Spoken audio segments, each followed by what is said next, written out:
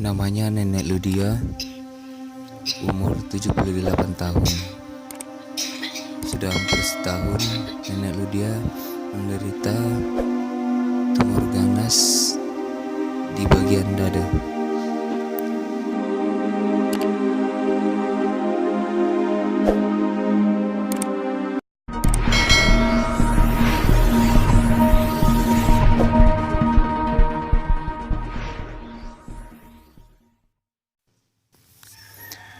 Nenek Ludia dan suami sudah lama tidak kerja. Harapan satu-satunya Nenek Ludia pengen sekali tumor ganas di dadanya segera dioperasi. Dan menurut dokter, untuk melaksanakan operasi membutuhkan biaya yang banyak.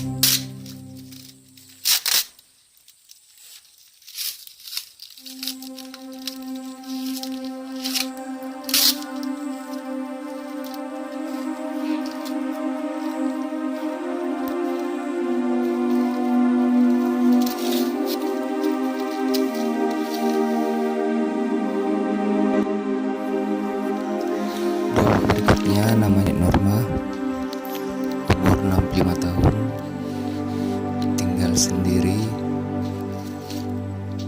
dan tidak kerja. Assalamualaikum. Assalamualaikum. Assalamualaikum.